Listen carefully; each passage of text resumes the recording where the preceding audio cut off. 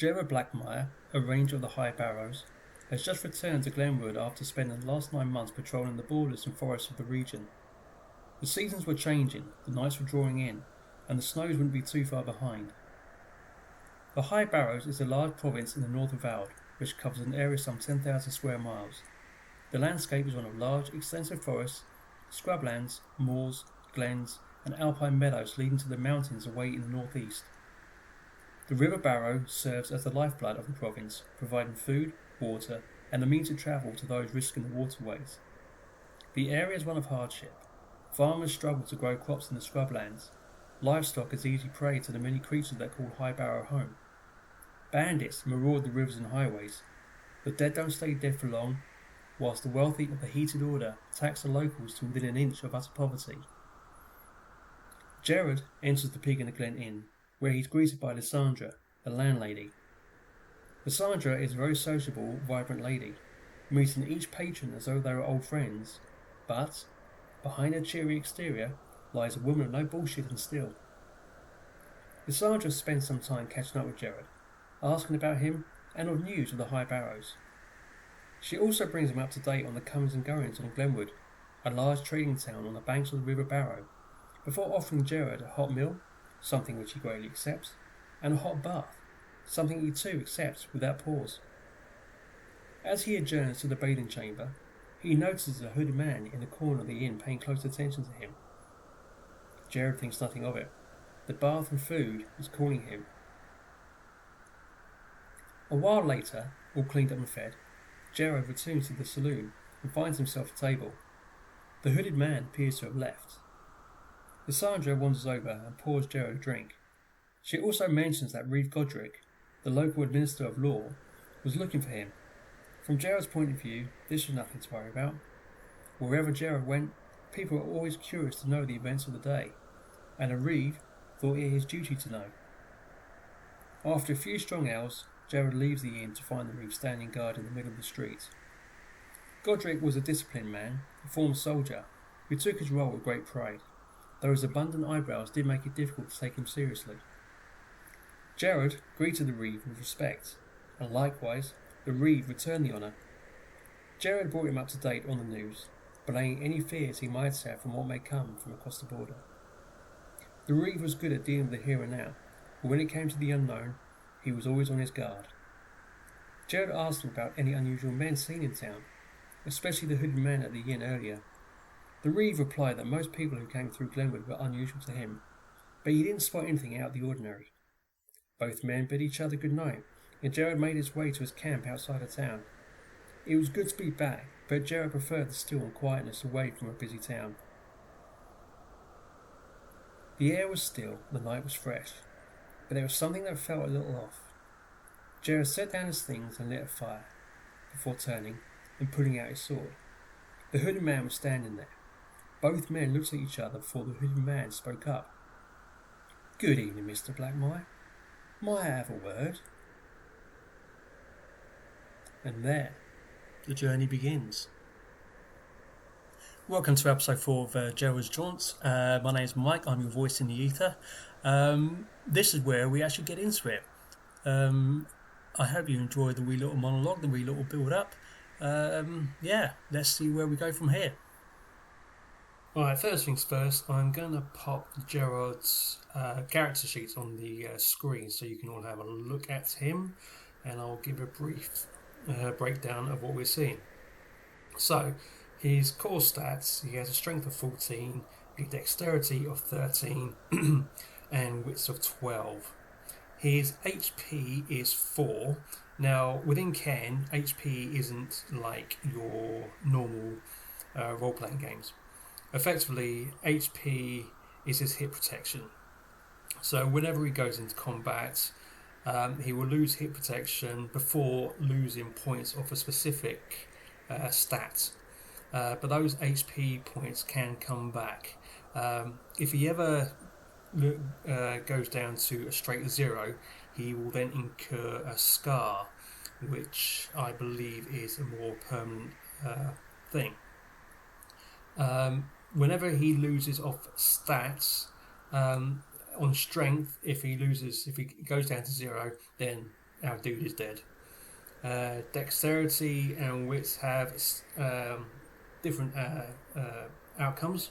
So I think if I remember rightly, if he goes down to 0 wits, then he becomes a mindless vegetable. But hopefully we won't get that far.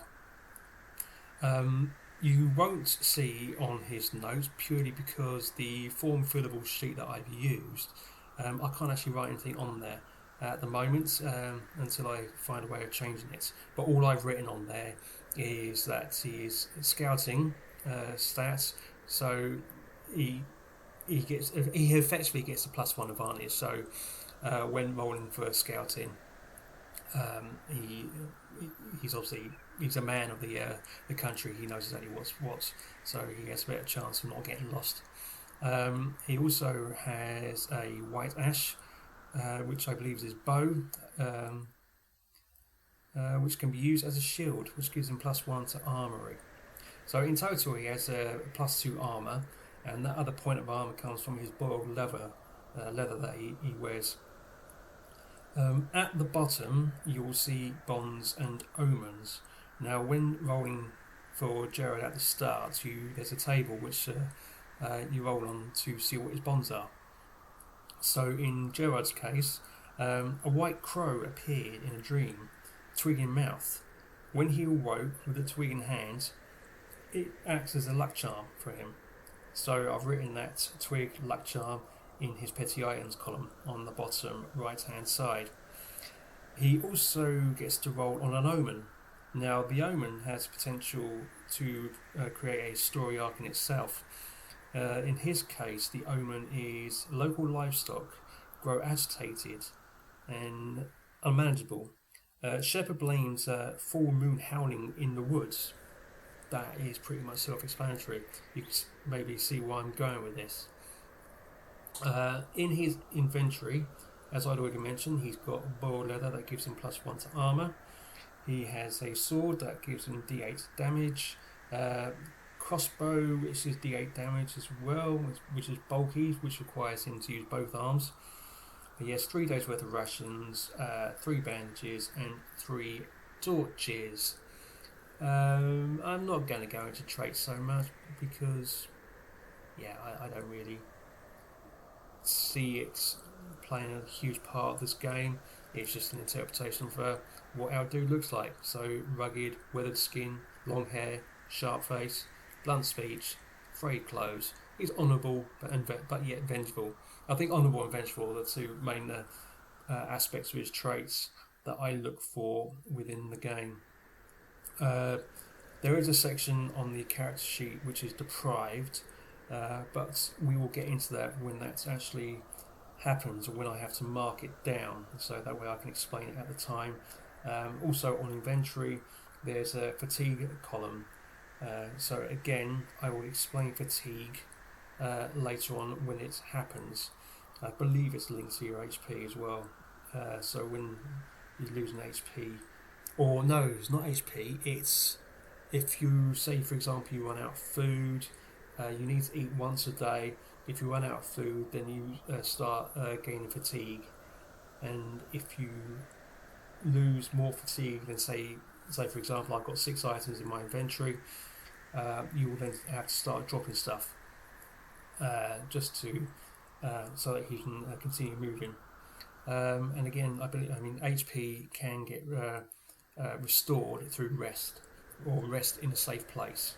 You can't be, say, in a dungeon and think, well, I'm going to take 40 winks, because you're in a dangerous place.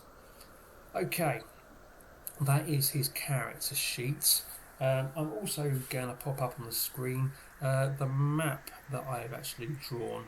So the map was created using the Cairn dice drop system. Within it, you grab a number of dice and then you just drop it on a sheet of paper. Where those dice fall marks an area of the map which is relevant to the number that is on the dice. So, for example, if you drop a 1, you would then go to see what that 1 represents. So, on the map, you will see that I have scrublands to the left, in the centre of the map is a huge glens area. In the northeast corner we have the Alpine Meadows. To the west-southwest there's a large area of moorland, and then we have two forests, one in the north and one in the southwest. The overall size of the map, in terms of mileage, it will equate to just over 10,000 square miles. I do have a small hex sheet underlaid underneath my map so I can see how far he can travel, but in essence, if I remember rightly, from east to west it's around about 114 miles, and from north to south it's about 90 miles. Now put that into perspective. If you were to overlay that map on a map of the UK, starting with the south of England going north, 114 miles will roughly take you to Birmingham. So it's a good chunk of land that he has to cover. There are a few little notable spots on here, which in the scrublands there's farmsteads. In the middle of the glens there is a temple of some sort.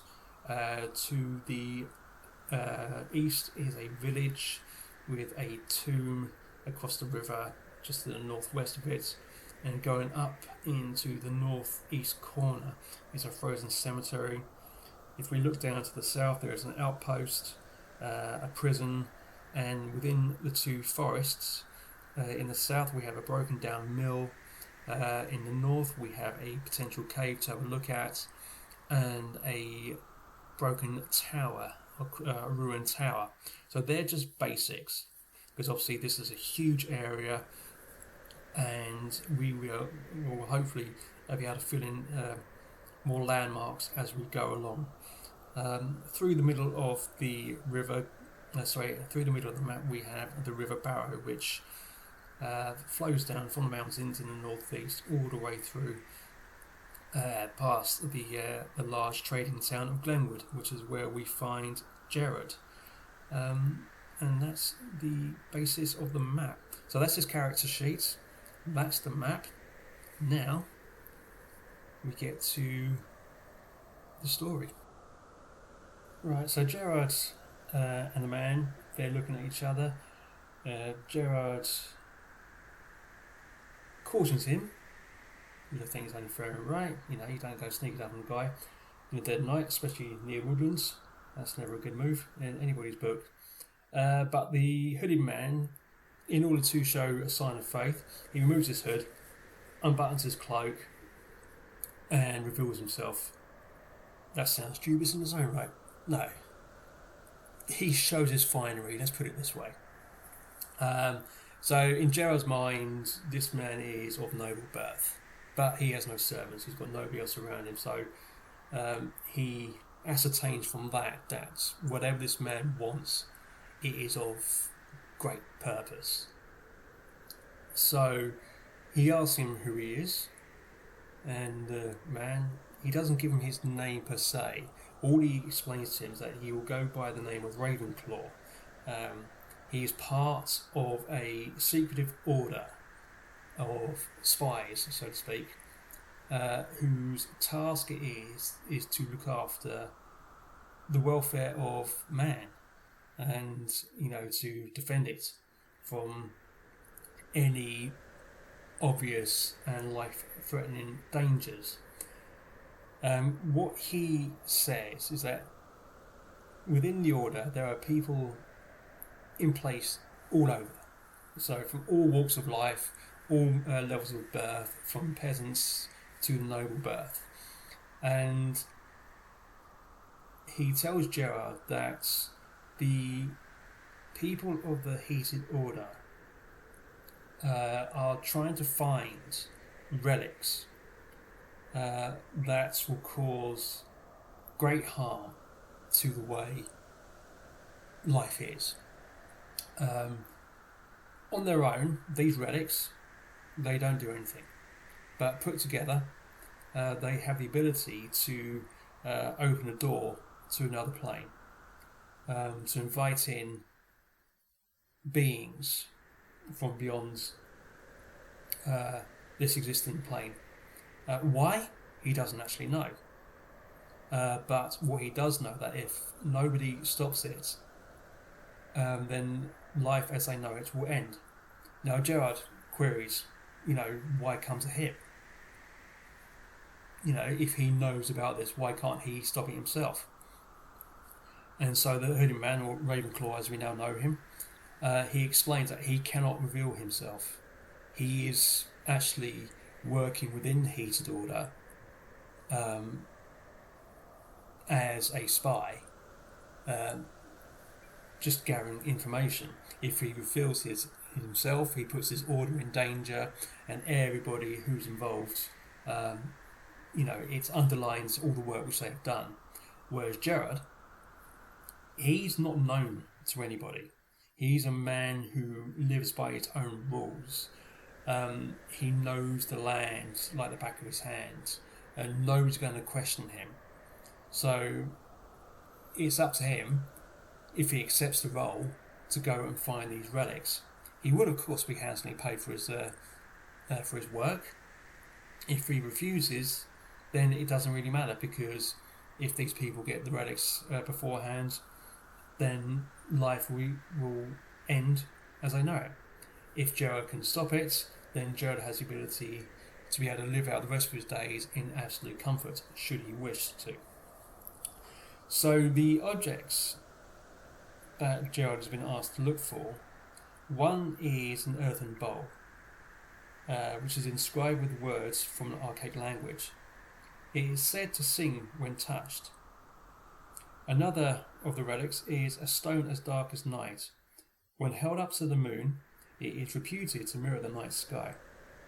And the last relic are bones from a creature long thought extinct. Now, they know the ruling class, or the Heated Order. They've actually already sealed the fourth relic, which is locked away in the guild hall. So at some point, Jerrod will have to go and get that relic. But he doesn't actually have any information on what that specific relic is. So all he knows about are these three other relics that Jerrod has to go and find.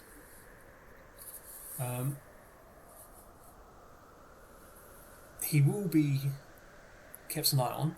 So the members of the Golden Endless Circle, which is Ravenclaw's order, they will be keeping an eye on him.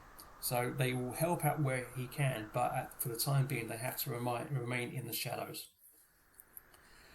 And so that's where we are going to start his job. Jerrod is a man who's very honourable. He knows the land. This is something that he feels, he wants to protect the people. So he feels he really has no choice but to help out. So in Mythic, you have what they call the adventure lists. And within the adventure list, you've got two sections. You have the thread list and the character list. Now the thread list is the goals that you're going to set out for your character. And on the character list are the people who Jerrod encounters. But it's not just people. I mean, even though it's called character list, it could be people, places, creatures. So I've already made a start on filling out the character list. So I put Glenwood down, the Pig in the Glen Inn, the Guild Hall, the Heated Order, Ravenclaw the Spy, the Gold Endless Circle, which is the spy network. I've also written down a third faction, which may come into play at some point, because again, Jerrod is a man, he knows of these people, but they're not people he wants to deal with, and nobody should deal with, and they're called the Legion of the Darkness. They're a religious sect, they're a cult. They may have ties in with the Heated Order. Who knows? We may find out about that later on. We have the Reeve Godric, the lawman of the town, and we have Lysandra, the innkeeper. So in due course, I may be called to roll on one of these, but we shall see how this transpires. But in the meantime, I need to write down the first goal on his thread, and which I believe is fairly straightforward. It's going to be find the relics, but he needs a place to start. So this is where he asks Ravenclaw, does he have any leads? So Ravenclaw looks at him and he says, there is a temple some 2 days walk from here. It's in the middle of the glens. They may have information regarding one of the relics. They have a library there. They have scholars there who can potentially help you. So I strongly suggest you look there first and speak to the people and the priests of the temple. So we now have 2 items that we can add to our thread list. We have look for the relics and then go to the temple. So these thread lists, they will expand as we go, and they'll also get taken off. So once we complete certain areas, again, we can remove these. Or once we roll on specific tables with a Mythic, they can advise us to go or to close a thread. So that is where we are going to go for the time being. So Jerrod's first port of call is that he's going to make his way to the temple. But he's not going to do it tonight. He's just got back. And first thing in the morning, after a good night's sleep, he'll make his way to the temple. And that's where I'm going to leave this particular one. Please do leave your comments. Do like and subscribe. And if you have any suggestions for Jerrod, I'll be happy to know. And maybe we can put them into the game itself. But until next episode, ta-ta!